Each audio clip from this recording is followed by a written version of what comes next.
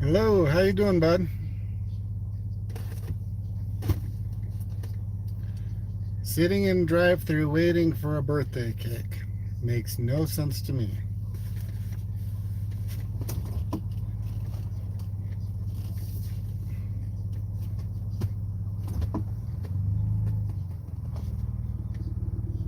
It's starting to snow here in Cheyenne. I don't know if you guys can see it outside.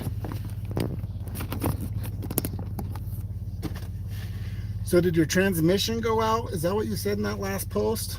You said something went on in your Jeep that it's going to be out for a bit.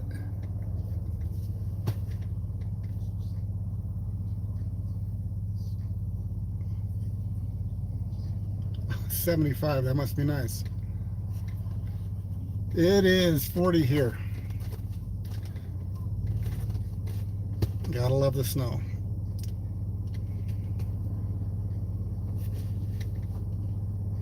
Your front pinion, okay. How long is that going to take to fix?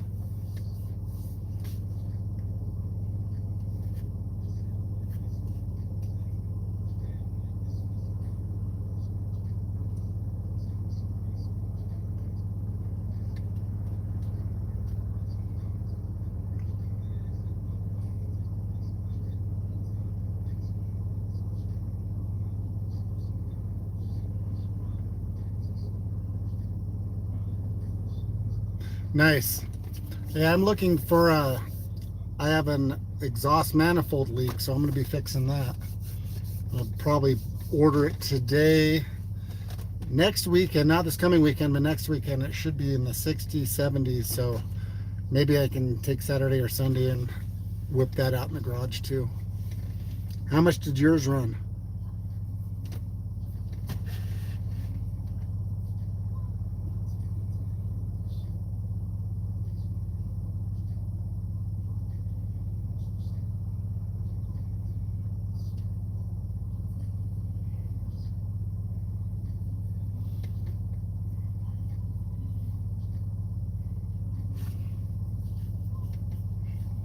I also got my I videoed it yesterday. I'll probably be putting it out tomorrow. I got my new diff covers put on. I also got my rear axle shaft put in yesterday.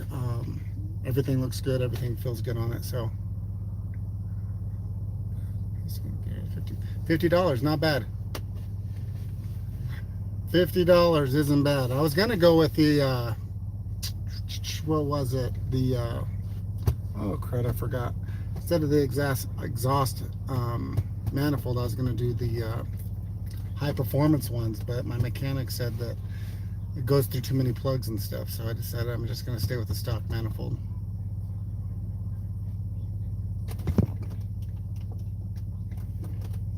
Yeah, you definitely need to do those cooking ones though. Your food looks bomb.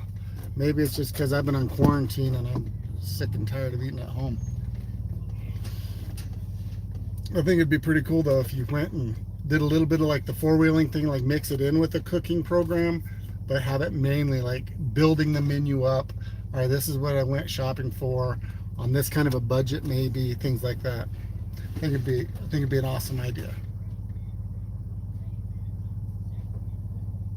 See, what'd your wife say?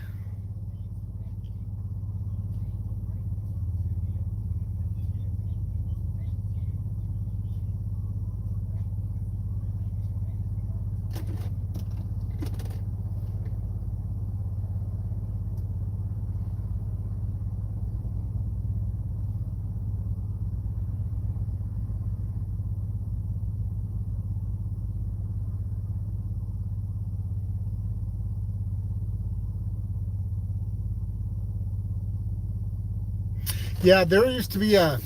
I used to do a lot of archery hunting, and there was a family. It was called Team Fitzgerald. It was a father and son that would go out archery hunting. And what actually was really cool, what they would do is they would take, and once they got their game, or even before, if they were going, it was a midday hunt or something like that, they would even wrap up their back straps or whatever they wanted in aluminum foil. They would actually put it in the engine block itself and drive 2 or 3 hours where they're hunting, get out, before they'd go hunt, they'd unwrap it, eat it. It's all cooked, all ready to go, and they'd leave it in the engine compartment while they were driving close to the engine to where it would heat up. It was crazy the crap they did, and that's too bad they're not around anymore, but they did some ingenious stuff that would just, you knock your socks off. What's going on? We're just talking about a cooking program on a Jeep channel. Team SUV does some bomb dishes that I've seen on his videos, and I told him that he needs to start bringing that to the YouTube channel and promote that a little bit more, because man, that food that they were cooking, it looked top notch, looked gourmet. So talking to him, answering any questions anyone has. I'm actually sitting in line at Dairy Queen waiting to get my son's birthday cake, and I figure, you know, why not? It's gonna take a few minutes, so get a little bit, see who wants to chat with me. Starting to snow in Wyoming. It's 40 degrees, snowing. We're supposed to get, I think it's supposed to be 10 to 15 inches of snow, which is going to be fun. I'm happy I got my gears broke in, the diff oil changed on them, and that way if people get stuck, I can go help. So there's 1, 2, 3, 4 vehicles behind me, 5 vehicles behind me, and 4 in front of me at DQ for a prepaid cake. Dude, driver in middle school. Couldn't see all of that message, but something about being a driver at middle school and a cook. Sorry.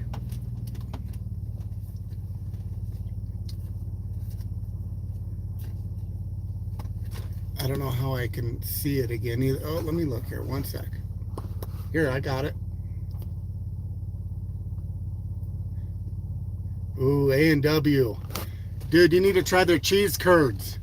Their cheese curds are bomb.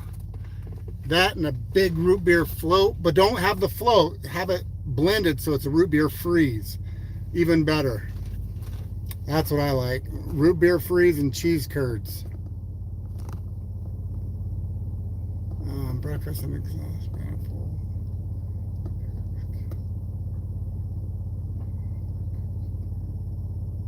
Oh yeah, on the exhaust manifold, exactly.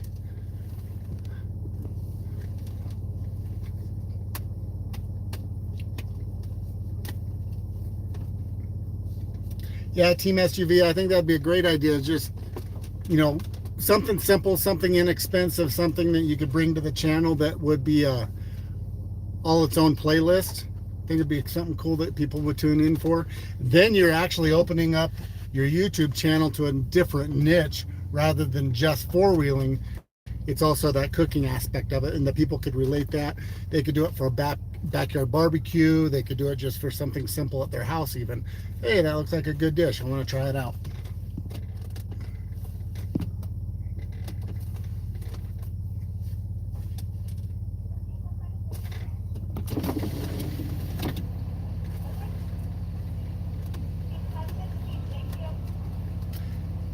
Yeah, I just got done working for 2 hours. They allow me to go in at work for 2 hours at a time per day and get lesson plans and everything ready for my students. So it's kind of difficult getting a whole week's worth of stuff prepped in, what, 1 day's worth of work?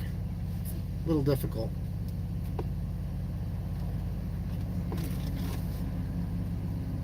No cheese curds.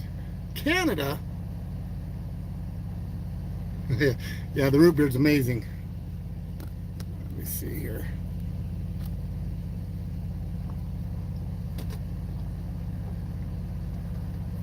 All right, thank you, Team SUV. Thanks for checking it in. Appreciate it.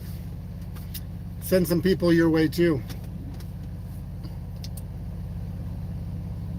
It's sad. I look at YouTube a lot. I actually watch more YouTube than I do normal TV. And it's sad because I found another channel this morning that I really liked. And heaven forbid, I can't remember the name of it, but I always go on and I always look up like their last video posted just to see if it's if they're active, if they're current, if they keep things coming.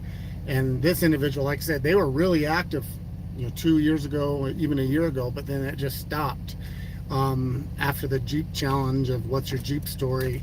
And he did that video, then nothing else. And it's unfortunate because I know, like, oh, what's his name? American Jeeper. He came back, did one quick video after his accident in Easter Jeep Safaris last year, and hasn't done much since. And it's unfortunate because becoming a YouTuber is not easy. It's very difficult. One video that I put out that takes, 20 minutes of a 20-minute trail video that I do takes me about 12 hours, 8 to 12 hours to put together, because first I go through every video, I organize it between, okay, I want these in the openings, because I normally try to do my trail rides in chronological order, so I don't want to put the opening of me airing down at the very end. Yeah, I'm just picking up a birthday cake for my son, Kyler, Kyler. I'll have that right in the window. Thank you. Anyway, sorry about that. So when you're building a video, what I do is I get all my files, I get all my YouTube footage, all my GoPro footage, and I put it in order chronologically as far as, how I filmed it. And then I break it then into 4, maybe 5 sections, where it's the beginning, middle, first 2 halves kind of thing, kind of like a football game. And then I start building it from there. A lot of times I look at other videos that are going to be similar in scenery, kind of like, for example, my last video I went and I looked at what's the Story Till Now, and if you watch it, he doesn't do, when he does his B-roll or if he does any side footage, it's 5 seconds. That's it, 5 seconds. So if you're having a 20-minute video, you have to have a lot of little clips. Now, if it's something where they're going over an obstacle or they're flexing or something else, then it takes, maybe 20 seconds. But still, to accumulate a 20-minute video, you have to have a gob of clips. Unless you just have this run-on video, which I've done. But, so it takes a lot to put those videos out there, to put them together. And what I'm getting at is, like Team SUV, they have a small channel, and it's sad to see these other channels like American Jeeper that they were doing great, and unfortunately, with his accident, and I don't know what other people go through, but it's a full-time job, and I hate seeing those good channels, those people with the talent, that just fall off. They don't, they don't have the support, the love, the whatever it is that keeps you active, keeps you coming back for more to build it. I take it as a challenge. I take it as, there's days where I get, there's one day I grew 65 subscribers in a day. That's huge for me. Then there was another day where then the next day I didn't get any, and it dropped 1, and then the next day it didn't grow at all for like 3 days, and then it's been bumping up 1 at a time again. And that's fine. Like I said, I don't mind growing slowly, and I don't mind it dropping off once in a while too, because there's some times where people don't watch. It is what it is. It's just, it's difficult being a YouTuber. It's different, trying to find time. My wife gets really upset when I'm trying to put these videos out and I'm taking up some of the family time, or I'm sitting at dinner eating, then I get my laptop out and I do some editing, and my problem is my laptop's older, so I can't upload right to YouTube right from Filmora. I actually have to first check the bandwidth. I have to make sure it's all good to go, and then I export it to my laptop. Then once it's saved, I actually have an external hard drive that I use. Then from there, then I pull it up to YouTube. So it's a long process. A 15 to 20 minute video just to export to my computer, that can take 30 minutes as it is. So like I said, it is a long process, but it's well worth it, especially when you have that broken axle video I put out has, I think, 5,000 views on it. To me, that's amazing. For a small guy doing this, that's fun. Sorry, picking up a cake.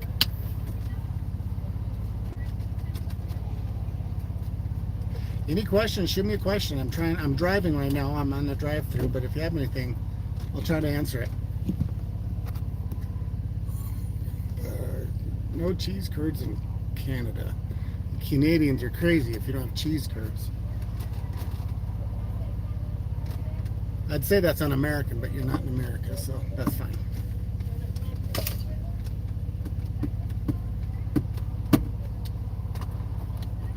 So what's next for the Jeep? So again, I don't know if anyone saw, but I am looking into exhaust manifolds. I was gonna get headers for it, but I decided I'm gonna go with the exhaust manifold itself. Talked to my mechanic, even though I'm gonna be installing them. He said that he's had nothing but problems. 41. Oh no, it's just a cake. Oh, you just okay. Just that birthday cake. I don't know if my wife paid for it or not either. Sorry. Anyway, so when I get those exhaust manifolds, I'll be putting those in the Jeep. And that's why I can't give you guys an accurate reading. 437. I can't give you an accurate reading on my miles per gallon because of that cracked exhaust manifold that's screwed up with my gas mileage. I don't think my new gears have been really affected. Awesome. Appreciate you. Thank you. Have a great day.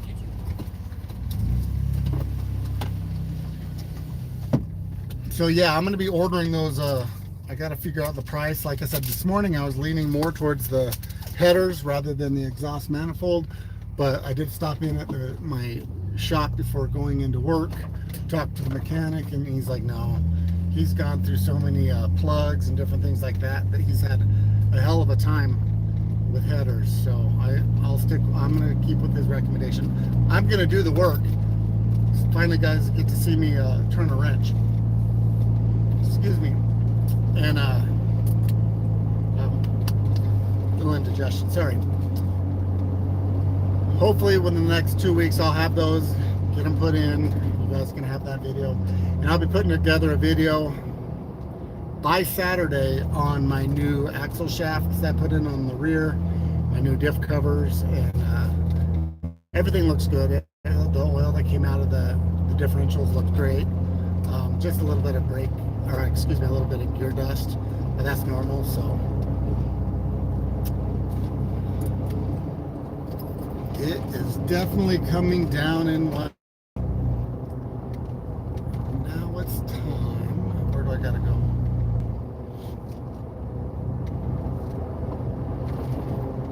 Oh, I gotta go there. Yeah, coffee. Yeah, I got coffee tomorrow.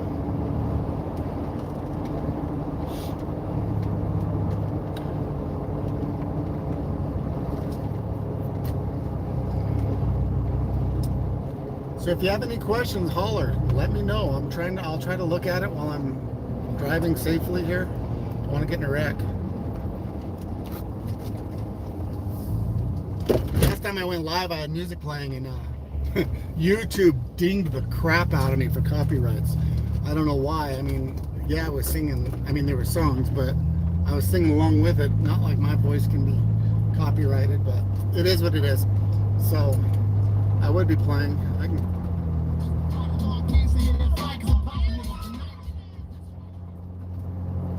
Anyway, I love driving my Jeep. Love getting out. Makes me, I don't know, centers me a little bit.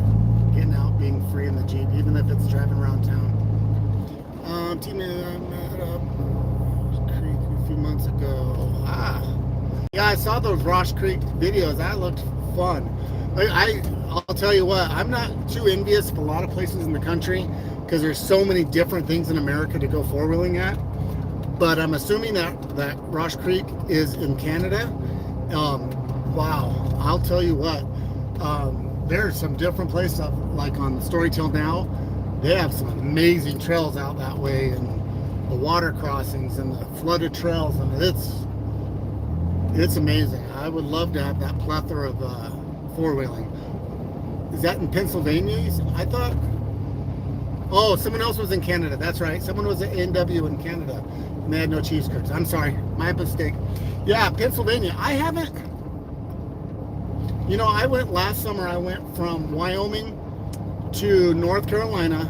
I pulled my Jeep behind my RV. I stopped in S'more, Missouri. Hit the S'more off-road ranch there. I went, and this might not be in order because I can't remember everything I did. I did basically all the Jeep Badge of Honor trails between here and Jacksonville, North Carolina. So I hit Missouri, Tennessee, Arkansas. I went and did Dickey Bell Trail in North Carolina. I did a lot of different trails. It was 5,000 miles. I hit probably 30 trails only like 11, I think, 11 to 14 of them were actually Jeep Badge of Honor trails. It was a blast. I took my daughter, and it took, I think we were gone for like 3 weeks during the summer. It was a trip of a lifetime. I loved it. I would love to go out to Pennsylvania, not this summer because I'm already kind of not booked, but have a lot of things planned. So at the end of June, I'm going to South Dakota, and I'm going to Rockfest 2020 in South Dakota, and then that's in June, the end of June. In July, there's a run in Colorado. I don't know exactly. It's the end of July I'm looking at. August is kind of open for me. I'm not sure what's going to go on in August, but then September I start teaching again. But then in October, what I'm looking at for October is I'm going to Trail Hero in Utah. I'll be doing that. That's October 6th through the 10th. And I'm actually, when I get home today, I'm signing up for 3 trails. I won't be there on the opening day on Wednesday because it's going to be a travel day. It's almost a 12-hour drive for me, and I can only take legally I can only take a certain amount of time off from work, and I don't like to lie. I don't want to be, having anybody question my integrity on it. So I'm gonna take 3 days off from work. The first day I'll be driving, then Thursday, Friday, Saturday I'll be wheeling. But my first big one that I'm looking forward to is the end of June. I think it's like the June 21st through the 24th, something like that. South Dakota. It's Rockfest. If anybody's in the area, look into it. I don't think it's sold out yet, and especially with this coronavirus going on, a lot of places are struggling. So it's going to be a little different, especially like Jeep Beach didn't happen, Easter Jeep Safari didn't happen. So there's going to be a lot of people that are having cabin fever, that once this crap's cleared up and we can get out and about, I think a lot of people are going to go out and have some fun. I went onto one of my Facebook pages, one of the groups I'm in, and I just wanted to ask a post because next weekend here in Wyoming, it's supposed to be mid-60s, and I was like, hey, is there any way we could put together a little run of something, just do something? And a lot of even Facebook posts are like, oh, we're gonna, because the posts or the admin for the page is like maybe from Georgia or something, and because they're confined, they're not letting anyone else post anything about any runs or anything. As I almost get T-boned by a lady that's not watching. That'd have been great content, right? Getting hit. Dingleberries. Anyway, well, I'm about to finish this video up. I appreciate who's stayed online. I greatly appreciate you guys watching. I know there's not a lot of people here. I'm gonna keep doing this. I'm also gonna be starting, actually I'll show you once I stop here in one sec. Let me get to a safe spot.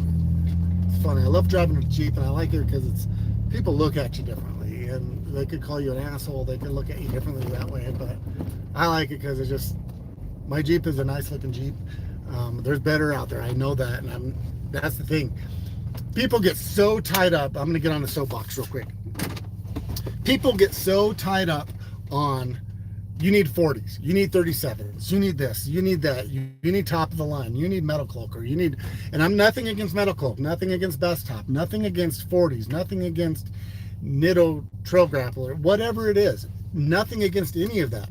If that's what you want, not what I want. It's your Jeep, it's your rig, it's what you want to build, it's what your pocketbook can afford.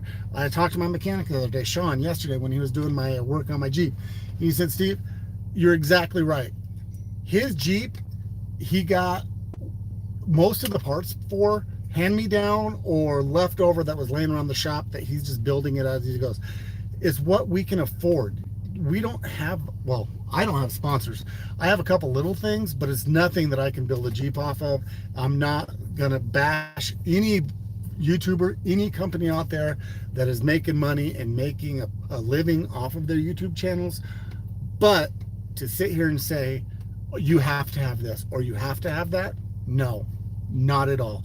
You build the rig that fits your lifestyle, that fits you. I drive my Jeep every day. You will never see this Jeep unless it's broken down and in a crap pile. You'll never see it on the back of a trailer. Yes, I pull it, but I pull it behind my RV without a trailer. I flat tow it everywhere. And the reason why, I don't agree with it. I think that if you're going to build a Jeep, and the only reason I pull it is because I want somewhere to live. I want somewhere to stay rather than staying out of a hotel. So I pull my RV, get an RV spot, hook it up, unhook my Jeep, go four-wheeling. I do it every time. I went to Moab 2 years ago, took the doors off, locked them onto the back of the RV, went out, went four-wheeling all day, hit, all the trails. For people to sit there and say, you have to have this or you have to have that, no, you have to have whatever that trail requires or whatever that program requires. You can go online and you can look up Jeep Jamboree. Jeep Jamboree, there's some states, I know in Wyoming, you can't have 37s at Jeep Jamborees. You can only have 35s. Other ones, they might permit it in different states. In Wyoming, it's only 35s. So I built my Jeep to make it the most capable off-roading vehicle on 35s that I can feasibly do. And with my budget and what I do, I use a lot of my check, my VA check, because I'm a disabled Marine. I use that, I put it towards my Jeep, and that's how I build it. Again, I'll get off the soapbox, but that is just, it irritates me when people sit here and say, you have to have everything. Yeah, definitely. When you drive, yeah, I took my daughter again, North Carolina, and we drove eight hours a day. We'd pull over at a rest stop, sleep, go, it's tough. But it's still important to go out and have fun. Like I said, it pisses me off. When I first built my Jeep, you guys, I'll be putting out a video. I don't know when. It's really hard for me to build this video. It's going to be my Jeep journey, kind of, because this is my second build with this one Jeep in under 3 years. And the reason why is I built my Jeep up the way I wanted it. It looked very stock, but it was very capable. I put a nice lift on it. Not a lift, I'm sorry, a nice suspension. I wanted to be capable off-road, but yet I wanted people to look at it and go, it's not gonna be able to do anything. And then you do it. Because when I had it, I took it to Moab. I took it on Poison Spider. And this is God honest truth, there was a red Jeep, remember it vividly. It had a rooftop tent on it. It was built more for overlanding, but it had 37s. It had a bigger lift. But I don't think he had suspension put on it. I think he had a lift, and that was it, like a body lift. I don't think he could flex it. He had huge 37s on it, was going up Poison Spider, and he couldn't do it. And he backed down on an obstacle. And I pulled up next to him. I'm like, he rolled his window down. I rolled mine down. I'm like, hey, everything good? He goes, yeah, you're not going to be able to make it. I'm like, okay. And at that time, I had on my Jeep, I had 34s, and I had the Nitto, not the Trail, but the Terraflex. Not Terraflex, shit. What is it? It's not the great Nittos, but, not the Ridge Grapplers either. It's one under that. Not great traction, nothing at all. And I did it. I went up it, no problems. Flexed, it took me a little bit. I think I bit my rear axle shaft a little bit by bumping up on one obstacle. Nonetheless, I did it. And so I think it depends on what we do with it. It depends on also how we drive. I've seen where I went on that ride with the Wheelers for the Wounded a couple weeks ago, and there was the guy that broke his axle shaft. He was on 35s, went through the obstacle. He was a second in line. The guy that was in front of him, that was the trail leader, he had 38s, I believe. The next guy had 35s. After that, there was 4 or 5 Jeeps. All of them had 37s, 38s. All of them. After he broke his axle shaft, nobody went on that obstacle, went through that little gully with the ice and everything, except for me. Once I did it, then the Jeep behind me did it again. Everyone else avoided it. I built my Jeep, not saying I'm all balls to the wall and I'm going to go crazy. But you got to know your vehicle. You got to know how to drive. I've seen so many people that they'll sit there and they'll drive. I put the biggest obstacle under my tires. I don't try to straddle it. My brother, I went to Middle St. Vrain, and he has a a Jeep on 35s also, and he's new to four-wheeling, and nothing against him. I love him to death. But, you know, every time he went over an obstacle, he straddled it, and every time, boom, and he hit his diff. One time you could almost see the ass end of his Jeep come off the ground. You have to know how to drive. You have to know your vehicle, and you have to know what your comfort level is. Be able to push it a little bit, but be safe. Be in control of what you know. I'm gonna get off here, guys. I gotta go in and get my dog some treats. Thank you for watching. I do appreciate it. If you guys have any questions or anything, shoot me an email at jack2jeep@yahoo. You can go on Instagram. I also have a Facebook page. Thanks again for watching. Please share this. Again, it just helps me grow the channel. I am going to be putting together a prize. I'm giving away a spiderweb sunshade for the front of a JK, and then I'm also giving away a ARB tire deflator. So if you want a chance to win either one of those two, put a comment below saying, hey, I want to win whatever it is. You can put your name for either one, I don't care, or both. That way you have a chance to win. I don't know when I'm going to be doing those drawings. I only have one person entered, so it's because I don't get a lot of views, and the people that do watch don't want to win those yet. So, and then once I hit 2,000, I'm going to be doing $100 Amazon giveaway or a gift card of some sort for $100 once I hit 2,000, which is only 30 subscribers. You guys can help me do that. Anyway, I'm out. Thanks again. Be healthy, be safe, leave it better than you found it, and don't forget to explore beyond. But don't get a ticket doing it. Bye.